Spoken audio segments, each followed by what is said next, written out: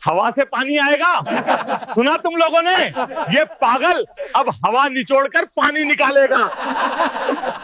ओए रामू, कब तक ये कूड़ा बटोरता रहेगा? तेरे बच्चे भूखे हैं, बीवी के तन पे कपड़ा नहीं। अंगूठा लगा दे कागज पे, वरना जमीन भी जाएगी और जान भी। नीयत साफ हो तो पत्थर से भी पानी निकलता है, ये तो फिर भी मिट्टी है। आज फैसला होगा। चुप कर पाखंडी, तेरी वजह से हमारे बच्चे प्यासे मर रहे हैं। तूने गांव पर श्राप लगाया है, जला दो इस ढांचे को। क्या प्लास्टिक की टूटी बोतलों से बंजर जमीन पर सोना उगाया जा सकता है? अगर आपको यकीन नहीं होता तो अपनी कुर्सी की पेटी बांध लीजिए, क्योंकि अगले कुछ मिनटों में आपकी सोच बदलने वाली है और आपकी आंखों से गर्व के आंसू छलकने वाले हैं। चलिए चलते हैं उस गांव में जहां मौत नाच रही थी। महाराष्ट्र का एक छोटा सा गांव था विधुना, जहां पिछले 3 साल से बारिश की एक बूंद नहीं गिरी थी। धरती का सीना फटकर चौड़ा हो गया था। जहां कभी हरी भरी फसल लहलहाती थी, वहां अब सिर्फ धूल के बवंडर उड़ते थे। कुएं सूख चुके थे, तालाबों में सिर्फ कीचड़ और मरी हुई मछलियां बची थीं। गांव के आधे लोग शहर जा चुके थे और जो बचे थे वो या तो बूढ़े थे या वो जिनके पास जाने के लिए किराया नहीं था। हर दूसरे दिन किसी न किसी पेड़ से लटकी हुई लाश मिलती थी, क्योंकि कर्ज का बोझ प्यास से ज्यादा भारी हो गया था। गांव की हवा में सिर्फ मातम और मायूसी थी। जानवरों की पसलियां बाहर निकल आई थीं और बच्चों के पेट भूख से फूल गए थे। लेकिन इसी मरघट जैसी शांति के बीच एक आदमी था जो हार मानने को तैयार नहीं था। उसका नाम था रामकिशन। रामकिशन की उम्र यही कोई 50 साल रही होगी। चेहरे पर झुर्रियां थीं जो समय से पहले आ गई थीं, और शरीर ऐसा जैसे हड्डियों पर सिर्फ चमड़ी मढ़ दी गई हो। उसके बाल धूप में जलकर तांबे जैसे रंग के हो गए थे और दाढ़ी बढ़ी हुई थी। गांव वाले उसे पागल कहते थे, क्योंकि जब बाकी किसान सरकार को कोसते थे या मंदिरों में जाकर सिर फोड़ते थे, रामकिशन गांव के कूड़ेदानों में मुंह मारता था। वो शहर से आने वाली बसों के पीछे भागता और यात्रियों द्वारा फेंकी गई पानी की खाली प्लास्टिक की बोतलें जमा करता। वो कबाड़ से लोहे के पाइप, पुराने टायर और कांच के टुकड़े बीनता रहता। उसका घर कबाड़खाना बन चुका था। उसकी पत्नी सुमित्रा अक्सर रोती थी कि खाने को दाना नहीं है और यह आदमी घर में कचरा भर रहा है। लेकिन रामकिशन की आंखों में एक अजीब सी चमक थी। एक जुनून था जो उसे सोने नहीं देता था। वह अक्सर अपनी सूखी हुई जमीन पर कान लगाकर लेट जाता था, जैसे धरती के दिल की धड़कन सुनने की कोशिश कर रहा हो। गांव का सबसे अमीर आदमी और जमींदार था ठाकुर गजराज सिंह। गजराज सिंह एक क्रूर और लालची इंसान था, जिसकी हवेली में आज भी जनरेटर चलता था और एसी की हवा आती थी। उसके पास पानी का अपना टैंकर आता था, जबकि गांव वाले एक एक घूंट के लिए तरसते थे। गजराज चाहता था कि गांव के सारे किसान अपनी जमीनें उसे कौड़ियों के भाव बेच दें, ताकि वो वहां एक केमिकल फैक्ट्री लगा सके। वो जानता था कि सूखा जितना लंबा चलेगा, उसका काम उतना आसान होगा। वो गांव वालों को भड़काता था कि इस जमीन पर अब कभी पानी नहीं आएगा, इसे बेच दो और शहर जाकर मजदूरी करो। आधे से ज्यादा गांव वाले उसकी बातों में आ चुके थे। कईयों ने तो अंगूठा लगा भी दिया था, लेकिन रामकिशन ने अपनी जमीन बेचने से मना कर दिया था। उसकी जमीन उसके पूर्वजों की निशानी थी, उसकी मां थी। उसने कसम खाई थी कि चाहे जान चली जाए, पर वो अपनी मां का सौदा नहीं करेगा। एक शाम जब सूरज ढल रहा था और पूरा आसमान खून जैसा लाल हो गया था, गजराज अपने 4 लठैत गुंडों के साथ रामकिशन के घर पहुंचा। रामकिशन अपने आंगन में बैठा उन प्लास्टिक की बोतलों को काट रहा था और उन्हें एक अजीब से ढांचे में जोड़ रहा था। उसके हाथ जगह जगह से कटे हुए थे और खून बह रहा था, पर उसे कोई होश नहीं था। गजराज ने अपनी मूंछों पर ताव देते हुए कहा, क्यों बे रामू, कब तक यह कबाड़ इकट्ठा करेगा? देख, तेरे बच्चे भूख से बिलबिला रहे हैं। तेरी बीवी के तन पर ढंग की साड़ी नहीं है। मेरी बात मान, अंगूठा लगा कागज पर और पैसे लेकर निकल जा, वरना यह जमीन तो जाएगी ही, साथ में जान भी जाएगी। रामकिशन ने सिर नहीं उठाया। वो अपनी मशीन के एक तार को कस रहा था। उसने धीमे स्वर में कहा, ठाकुर साहब, यह जमीन मेरी माँ है और माँ को बेचा नहीं जाता। और रही बात पानी की, तो वो आएगा, जरूर आएगा। आसमान से नहीं तो हवा से आएगा। मेरे बाप दादा कहते थे कि जब नीयत साफ हो तो पत्थर से भी पानी निकलता है। यह तो फिर भी मिट्टी है। गजराज और उसके गुंडे जोर से हंसे। उनकी हंसी सूखे गांव की खामोशी में चुभ रही थी। हवा से पानी आएगा सुना? तुम लोगों ने, यह पागल अब हवा निचोड़कर पानी निकालेगा। गजराज ने गुस्से में रामकिशन की बनाई हुई आधी मशीन को लात मारी। लोहे का ढांचा गिर गया और कांच टूट गया। ठीक है बेटा, देखते हैं तेरी हवा कब प्यास बुझाती है। याद रखना, जिस दिन तेरे बच्चे प्यास से मरेंगे उस दिन मेरे पास मत आना भीख मांगने। और सुन ले, परसों शहर से मंत्री जी आ रहे हैं। अगर तब तक तूने जमीन नहीं बेची तो मैं तुझे गांव से ऐसा गायब करूंगा कि तेरी राख भी नहीं मिलेगी। रामकिशन ने टूटी हुई मशीन को उठाया, उसे सीने से लगाया जैसे कोई बाप अपने घायल बच्चे को उठाता है। उसकी पत्नी सुमित्रा दौड़कर आई और रोने लगी। जी क्यों जिद कर रहे हो, बेच देते हैं जमीन, कम से कम बच्चों का पेट तो भरेगा। आप पागल हो गए हो इस कबाड़ से, कुछ नहीं होने वाला। रामकिशन ने सुमित्रा के आंसू पोंछे और उसकी आंखों में झांक कर कहा, पगली दुनिया चमत्कार को नमस्कार करती है पर कोशिश करने वाले को पागल कहती है। बस एक बार मेरा भरोसा कर, अगर यह सफल हो गया तो हमारे गांव की तकदीर बदल जाएगी। मैंने शहर में देखा था, सुमित्रा, जब एसी चलता है तो उसके पीछे से पानी टपकता है, जब फ्रिज से ठंडी बोतल निकालते हैं तो उस पर पानी आ जाता है। हवा में पानी है, बस उसे पकड़ना है। मुझे थोड़ा वक्त दे दे, बस थोड़ा वक्त। उस रात रामकिशन सोया नहीं। उसे विज्ञान की कोई किताबी जानकारी नहीं थी, लेकिन उसने प्रकृति को गौर से देखा था। उसने देखा था कि सर्दियों की सुबह जब बारिश नहीं होती तब भी लोहे के लोटे पर पानी की बूंदें जम जाती हैं, ओस की बूंदें। उसने सोचा कि अगर वो हवा में मौजूद नमी को पकड़ ले तो शायद बूंद बूंद करके इतना पानी जमा हो जाए कि कम से कम फसल जिंदा रह सके। यह एक पागलपन भरा विचार था, लेकिन डूबते को तिनके का सहारा काफी होता है। उसने अपनी पत्नी की पुरानी साड़ियों, कांच के टुकड़ों और प्लास्टिक की बोतलों से एक बड़ा सा ढांचा तैयार किया। उसने जमीन के अंदर गहरे गड्ढे खोदे और उसमें तांबे के पुराने पाइप डाले जो उसने कबाड़ से खरीदे थे। यह देखने में किसी एलियन के जहाज जैसा लगता था। उसने उसे अपने खेत के बीचों बीच खड़ा कर दिया। अगले 2 दिन रामकिशन ने पागलों की तरह काम किया। न उसने खाना खाया, न पानी पिया।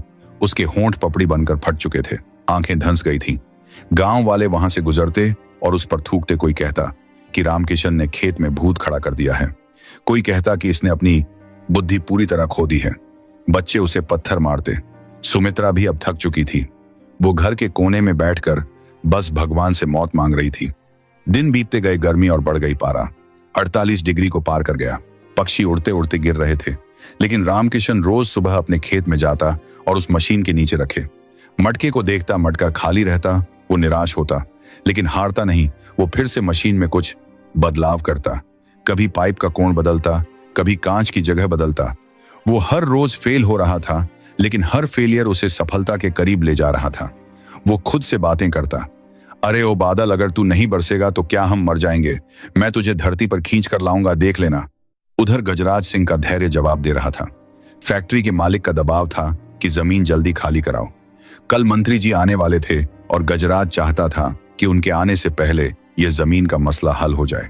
उसने एक बहुत ही घिनौनी चाल चली। उसने गांव के पुजारी को पैसे खिलाकर यह अफवाह फैला दी कि रामकिशन ने खेत में जो यंत्र लगाया है वो कोई मशीन नहीं बल्कि एक तांत्रिक टोटका है। वो काली शक्तियों को बुला रहा है, जिसकी वजह से इंद्र देवता नाराज हो गए हैं और इसी वजह से बारिश नहीं हो रही है। जब तक वो मशीन और बारिश नहीं हो रही है, रामकिशन गांव में है, तब तक बारिश की एक बूंद नहीं गिरेगी। अंधविश्वास की पट्टी आंखों पर बंधे भूखे प्यासे गांव वाले भड़क गए। भूख इंसान को जानवर बना देती है और अंधविश्वास उसे शैतान बना देता है। अमावस्या की काली रात थी।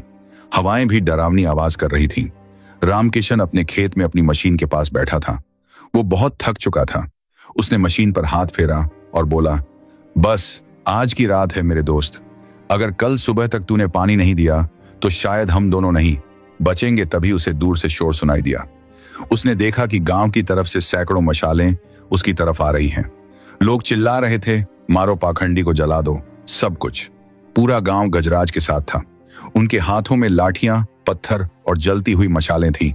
रामकिशन खड़ा हो गया। उसके पैर कांप रहे थे, लेकिन वो भागा नहीं। उसने हाथ जोड़कर कहा, भाइयों, ऐसा मत करो। यह कोई जादू नहीं है, यह विज्ञान है। यह हमारी आखिरी उम्मीद है। इसे मत तोड़ो, यह हमारे बच्चों का भविष्य है। चुप कर पाखंडी, तेरी वजह से हमारे बच्चे प्यासे मर रहे हैं। तूने गांव पर श्राप लगाया है, जला दो इस ढांचे को। भीड़ ने पत्थर बरसाने शुरू कर दिए। एक पत्थर रामकिशन के माथे पर लगा, खून की धार बह निकली। वो अपनी मशीन को बचाने के लिए उससे लिपट गया, जैसे कोई माँ अपने बच्चे को बचाने के लिए आग में कूद जाती है। लेकिन भीड़ में दया नहीं थी। उन्होंने रामकिशन को बालों से पकड़कर खींचा और लाठियों से पीटना शुरू कर दिया। रामकिशन चिल्लाता रहा, अरे मुझे मार लो, पर मशीन को मत तोड़ो, उसमें पानी है, उसमें जीवन है। लेकिन किसी ने नहीं सुनी। एक आदमी ने जलती हुई मशाल उस ढांचे पर फेंक दी। प्लास्टिक की बोतलें और पुरानी साड़ियां धू धू करके जलने लगी।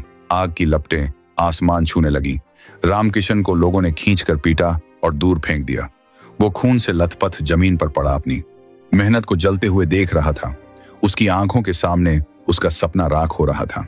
सुमित्रा दौड़कर आई और रामकिशन के ऊपर लेट गई ताकि उसे और मार न पड़े। उसने रोते हुए हाथ जोड़े, छोड़ दो, इसे मर जाएगा ये। गजराज ने हंसते हुए कहा, देख लिया रामू, हवा से पानी तो नहीं निकला, पर आग जरूर निकल गई। अब ये आग तेरे पापों को जलाएगी। कल सुबह मंत्री जी आएंगे तो उन्हें यहां सिर्फ राख मिलेगी, और तू अगर कल सुबह तक गांव में दिखा तो तुझे भी इसी राख में मिला दूंगा। चलो भाइयों, काम हो गया। भीड़ चली गई। गजराज चला गया, पीछे रह गया सिर्फ सन्नाटा और जलती हुई आग की चिटाहट। रामकिशन बुरी तरह घायल था। उसकी पसलियां शायद टूट चुकी थीं। सुमित्रा उसे उठाने की कोशिश कर रही थी, लेकिन रामकिशन की नजरें उस जलते हुए मलबे पर टिकी थीं। उसने सुमित्रा का हाथ हटाया और घिसटता हुआ उस आग के पास जाने लगा। सुमित्रा चिल्लाई, जी क्या कर रहे हो, जल जाओगे। रामकिशन नहीं रुका। वो उस आग के पास जाकर बैठ गया। गर्मी इतनी थी कि उसकी त्वचा झुलस रही थी, लेकिन उसे दर्द महसूस नहीं हो रहा था। वो बस रो रहा था, हे भगवान, मैंने तुझसे पानी मांगा था, तूने आग दे दी। क्या एक गरीब किसान की मेहनत की कोई कीमत नहीं है? क्या हम सिर्फ मरने के लिए पैदा हुए हैं? वो पूरी रात उस आग के पास बैठा रहा।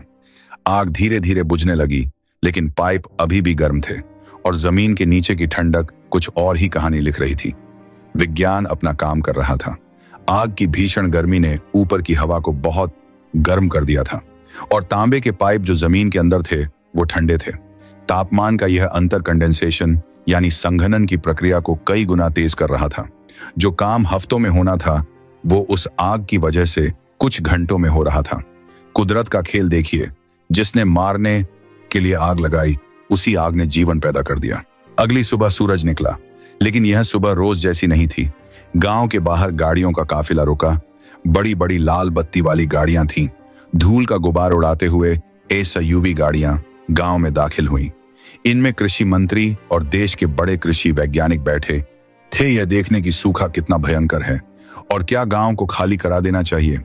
गजराज सिंह ने अपने सबसे अच्छे सफेद कपड़े पहने थे और फूलों का हार लेकर मंत्री जी के स्वागत के लिए खड़ा था। मंत्री जी, आइए आइए, देखिए हमारे गांव का हाल सब सूखा है। यहाँ अब कोई फसल नहीं हो सकती। हमें फैक्ट्री लगाने की अनुमति दे दीजिए ताकि लोगों को रोजगार मिले। गजराज ने मक्खन लगाते हुए कहा और मंत्री जी को उस रास्ते पर ले जाने लगा जो रामकिशन के खेत से दूर जाता था। लेकिन किस्मत को कुछ और ही मंजूर था। काफिले के साथ आए एक वरिष्ठ वैज्ञानिक डॉ भटनागर की नजर दूर उठते हुए धुएं पर पड़ी।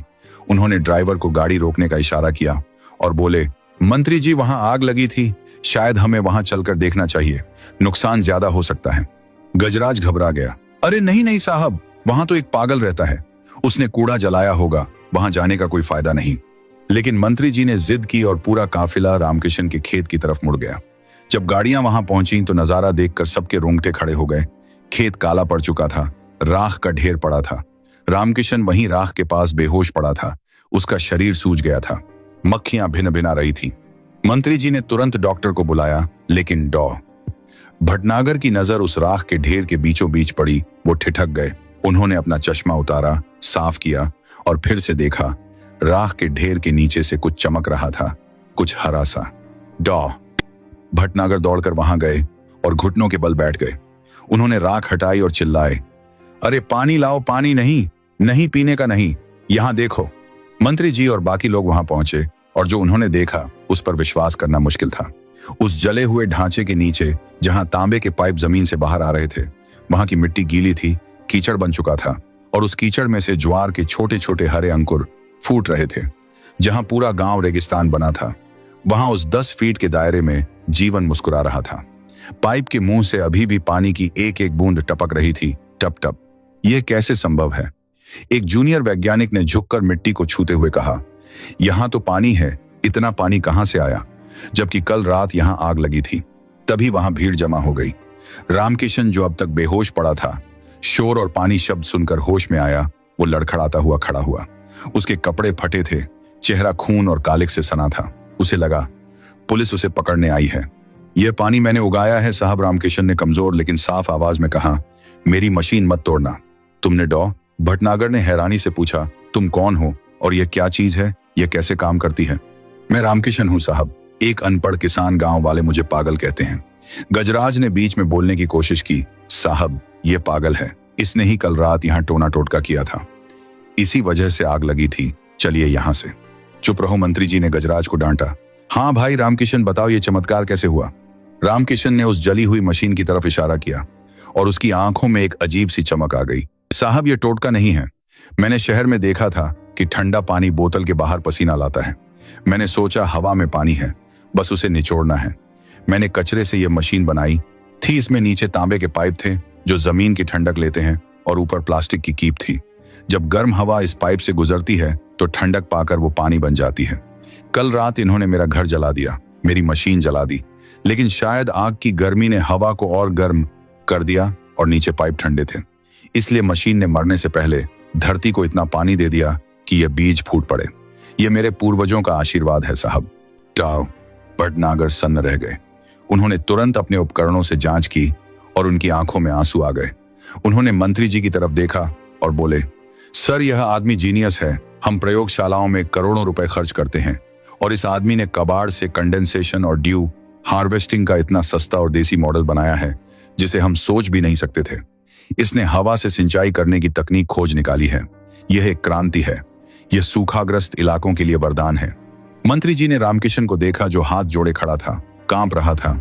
मंत्री जी अपनी जगह से हिले, वो कीचड़ में उतरे और उन्होंने रामकिशन के मैले कुचैले और खून से सने हाथों को अपने हाथों में ले लिया। उन्होंने झुककर रामकिशन के पैर छुए। रामकिशन पीछे हट गया। अरे साहब, ये क्या कर रहे हैं? मैं तो एक गरीब किसान हूं। नहीं, मंत्री जी ने रुंधे गले से कहा। आप गरीब नहीं हैं रामकिशन जी, आप इस देश के सबसे अमीर आदमी हैं। आपने वो कर दिखाया जो हमारी डिग्री और पैसा नहीं कर पाया। आपने उम्मीद उगाई है। गजराज सिंह का चेहरा पीला पड़ गया था। वो धीरे से खिसकने की कोशिश करने लगा, लेकिन मंत्री जी ने पुलिस को इशारा किया, इंस्पेक्टर इस आदमी को गिरफ्तार करो। इसने न सिर्फ एक वैज्ञानिक पर हमला किया है बल्कि देश की संपत्ति को नुकसान पहुंचाया है। इसकी सारी जमीन जब्त की जाए और गरीबों में बांटी जाए। पुलिस ने गजराज को हथकड़ी पहनाई। गांव वाले जो कल तक रामकिशन को पत्थर मार रहे थे आज शर्म से सिर झुकाए खड़े थे। सुमित्रा दौड़कर आई और अपने पति के चरणों में गिर पड़ी। रामकिशन ने उसे उठाया और दोनों खूब रोए। यह दुख के नहीं जीत के आंसू थे। अगले ही हफ्ते सरकार ने रामकिशन की तकनीक को पूरे राज्य में लागू करने का ऐलान किया। रामकिशन को राष्ट्रपति भवन बुलाया गया जहां उसे पद्मश्री से सम्मानित किया गया। जब वो स्टेज पर चढ़ा तो उसने वही फटी हुई धोती पहनी थी। उसने सूट पहनने से मना कर दिया था। जब राष्ट्रपति जी ने उसे मेडल पहनाया तो पूरा हॉल तालियों से गूंज उठा। रामकिशन ने माइक पर बस इतना कहा, खेत में पसीना बहाने वाला किसान कभी अनपढ़ नहीं होता। उसे कुदरत की भाषा पढ़नी आती है। हम मिट्टी से सोना उगाना जानते हैं। बस आप लोग हमें थोड़ा सम्मान दे दो। हमें भीख नहीं चाहिए। और हाँ, कभी किसी पागल के सपने का मजाक मत उड़ाना, क्योंकि अक्सर पागल ही इतिहास रचते हैं। उस दिन के बाद विधुना गांव की तस्वीर बदल गई। रामकिशन की कचरे वाली मशीन अब हर खेत में लगी थी। वैज्ञानिकों ने उसे थोड़ा और बेहतर बना दिया था। गांव फिर से हरा भरा हो गया था। बंजर जमीन पर सच में सोना उगाया था। रामकिशन आज भी अपने खेत में बैठता है, लेकिन अब लोग उसे पागल नहीं, कृषि वैज्ञानिक रामकिशन कहते हैं। दोस्तों, रामकिशन की कहानी हमें सिखाती है कि साधन कम होने से सफलता नहीं रुकती, बस साधना सच्ची होनी चाहिए। दुनिया आपको पागल कहेगी, आपको जलाएगी, आपको तोड़ेगी, लेकिन अगर आपके इरादे में रामकिशन जैसी जिद है तो एक दिन वही दुनिया आपके लिए तालियां बजाएगी। अगर इस किसान के जज्बे ने आपके दिल को छुआ है तो इस वीडियो को हर उस इंसान तक पहुंचाएं जो अपनी जिंदगी से हार मान रहा है। कमेंट में बताएं कि आप किस शहर से यह कहानी सुन रहे हैं।